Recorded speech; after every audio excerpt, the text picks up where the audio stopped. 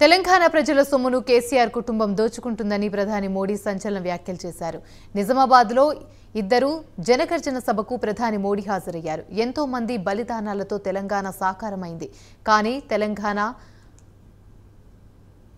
ప్రతి సభని ఒక కేసీఆర్ కుటుంబమే అనుభవిస్తుందని, జీహెచ్ఎంసీ ఎన్నికల తర్వాత సీఎం కేసీఆర్ ఢిల్లీకి వచ్చి నన్ను కలిశారని, తాను కూడా ఎన్డీఏ కూటమిలో చేరతానని కేసీఆర్ అడిగారని ప్రధాని మోడీ చెప్పారు. కేసీఆర్ ఎన్డీఏ కూటమిలో కలవడాన్ని తాను ఒప్పుకోలేదని మోడీ బయటపెట్టారు. దీంతో అప్పటి నుండి కేసీఆర్ తనను కలవలేదని మోడీ చెప్పారు.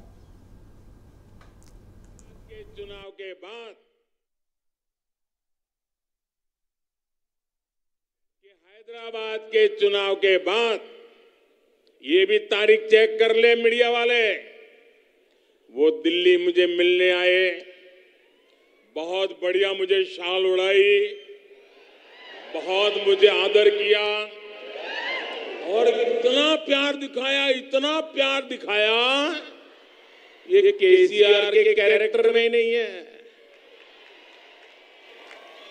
और फिर मुझे कहने लगे कि आपके नेतृत्व में देश प्रगति कर रहा है, हम भी एनडीए का हिस्सा बनना चाहते हैं, आप हमें एनडीए में शामिल कर दीजिए। मैंने कहा आगे क्या? बोले हैदराबाद में म्युनिसिपल कॉरपोरेशन में हमारी मदद कर दीजिए।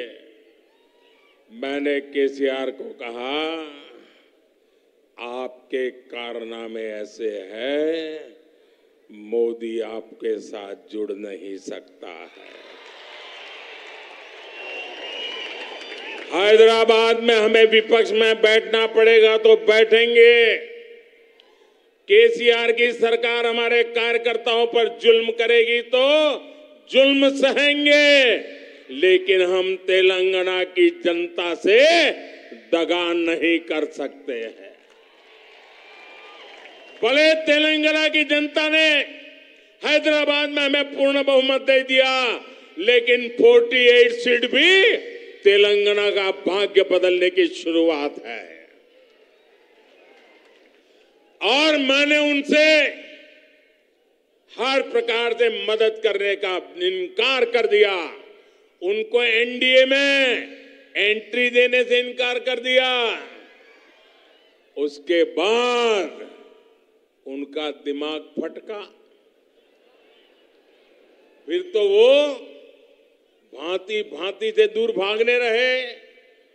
मैं भ्रष्टाचार के सवाल पूछने लगा, फिर एक बार दोबारा आए।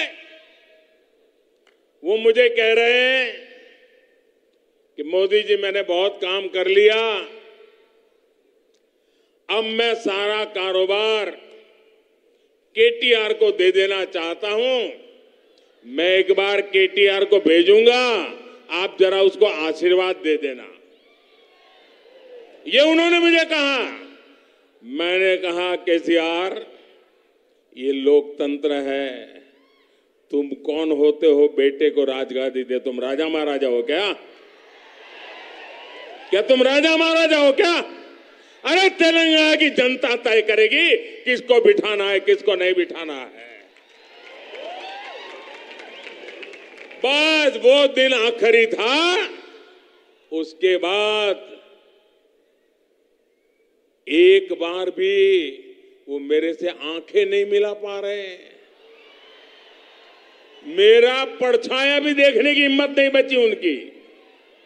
आप देखा, अभी मैं सरकारी कार्यक्रम करके आया, कोई भ्रष्टाचारी मेरे बगल में बैठ करके मेरा ताप सहन नहीं कर सकता है, इसलिए भाग रहे हैं। तेलंगाना के लोगों के लिए भेजागा जो पैसा भेजा ना, उसमें भी लूट चलाई। लूट सके तो लूट, यही उनका मंत्र है। ना कुटुंब सभ्युलारा,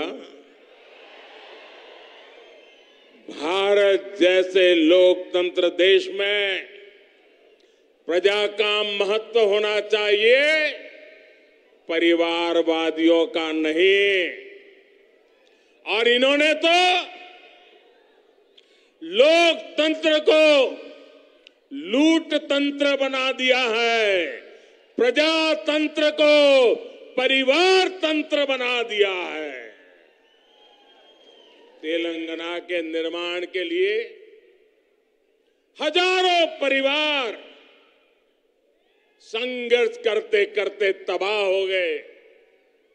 अनेकों नौजवानों ने बलिदान दिया, माताएं बहनों ने मुसीबतें झेली, लेकिन एक परिवार ने सब कुछ कब्जा कर लिया और उन परिवारों को कोई पूछने वाला नहीं है। तेलंगाना में बस एक ही परिवार ने यहां के लाखों परिवारों के सपनों पर कब्जा कर लिया है। वर्तमान तेलंगाना में या तो केसीआर खुद है, या उनके बेटे हैं, या उनकी बेटी है, या उनके भतीजे हैं, या उनके भांजे हैं, या चाहे उनके ससुराल वाले हैं। कोई बचा ही नहीं है, बस यही काम, लूटो। क्या आपने कभी सोचा है कि वो कैसे आपके एक वोट का उपयोग केवल अपने परिवार को अमीर बनाने में कर रहे हैं? इन लोगों ने तेलंगाना में भाई भतीजावाद और भ्रष्टाचार को बढ़ावा दिया है। ना कुटुंब सभ्युलारा, भाजपा सरकार आते ही बीआरएस के पापों को मैं एक एक खोल करके रख दूंगा, उनकी सारी बुराइयों को निकाल करके रहूंगा और अभियान के तौर पर करके रहूंगा, क्योंकि मैंने अपनी आंखों से देख रहा हूं कैसे लूट रहे हैं। मुझे आपकी सेवा करने का मौका चाहिए, देंगे? मुझे सेवा करने का मौका देंगे? मुझे आपकी सेवा करने का मौका देंगे? मुझे आपके दुख दूर करने का मौका देंगे? मुझे आपके पाई पाई की कमाई को बचाने का मौका देंगे? मुझे आपका भला करने का मौका देंगे? मुझे तेलंगाना के तरुणों का, नौजवानों का, यूथ का भला करने का मौका देंगे? आपका ये उमंग मेरा वादा है, जो कहा है वो करके रहूंगा। మోదీ వ్యాఖ్యలు బాధాకరమని మంత్రి కేటీఆర్ అన్నారు. మోదీ తెలంగాణపై విషం చిమ్మారని, ప్రధాని స్థాయిలో ఉండి పచ్చి అబద్ధాలు మాట్లాడుతున్నారని మంత్రి కేటీఆర్ అన్నారు.